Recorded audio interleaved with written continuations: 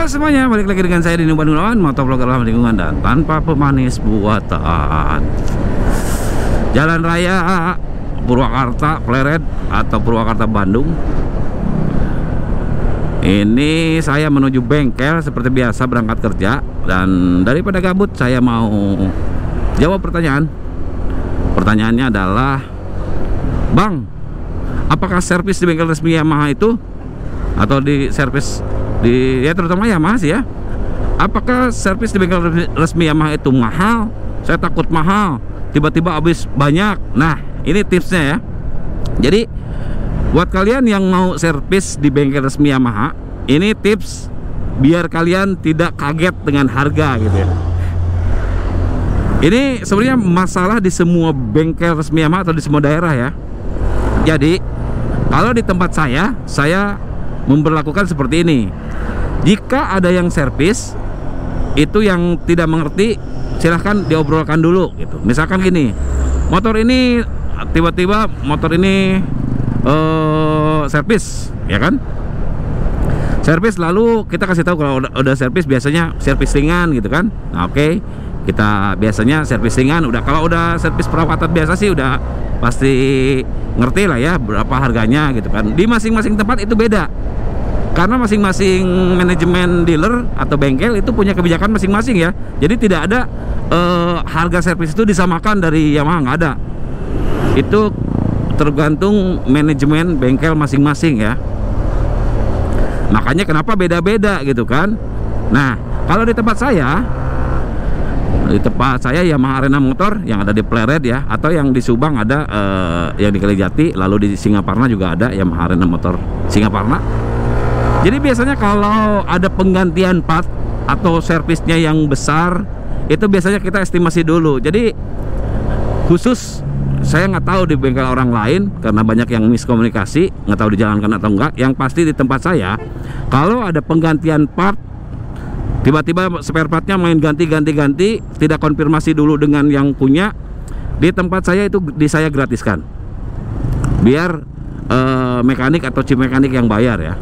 Jadi saya pribadi membuat satu sistem, mereka harus konfirmasi dulu, bahkan harus estimasi dulu. Misal motor masuk ada bunyi klotok-klotok atau bunyi apa gitu ya, itu kita biasanya nyaranin bahwa motor ini harus diservis. Servisnya misalkan servis ringan, tapi ada penggantian partnya. Nah, kira-kira habis berapa? Itu bisa kita hitung dulu.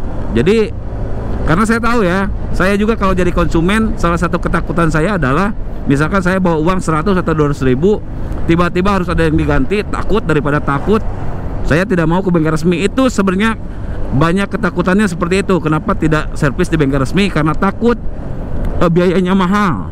Padahal sebenarnya bisa minta diestimasi dulu, kira-kira biayanya berapa, jadi atau tidak jadi itu terserah gitu ya. Kalau seumpamanya masuk akal jadi, atau misalkan ada, kalau part sih memang sudah fix ya harganya, udah ada HET ya.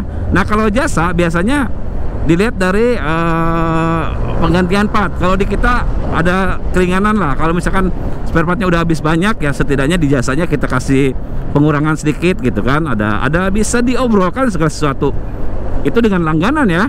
Makanya kita harus deket juga. Ini yang sering konsultasi dengan saya itu kebanyakan seperti ini.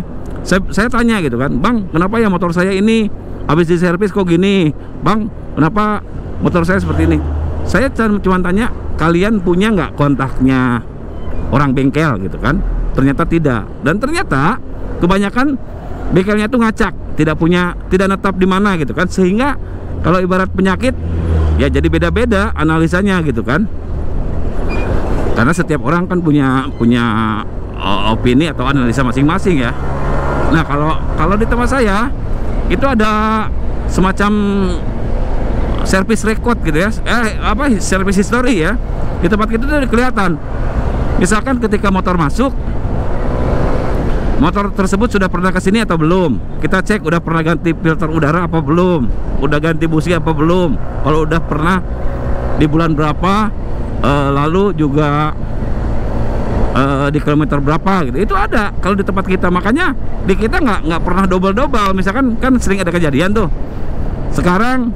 bulan sekarang kita servis ganti busi, tiba-tiba bulan depan suruh ditawarin lagi ganti busi, lalu yang punya nanya, kok setiap servis di bengkel resmi Yamaha ditawarin busi ya?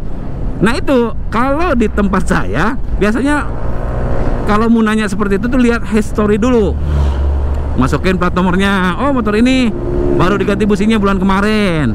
Nah makanya yang belum apa nih kita saranin, misalkan filter udaranya kotor, jadi servisnya tuh nggak jadi gede gitu kan. Misalkan kalau ada yang harus diganti busi, lalu kapas rem, lalu filter udara, kita cari yang prioritas yang mana, yang paling berbahaya. Misalkan dari busi, filter udara sama kapas rem, wah kita saranin kapas rem dulu kalau memang uangnya terbatas gitu kan.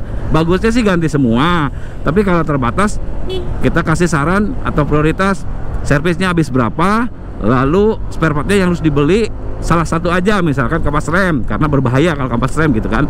Jadi sebenarnya bisa diatur-atur seperti itu. Lalu juga masalah busi, wah molor 1000-2000 sih nggak terlalu masalah ya sebenarnya.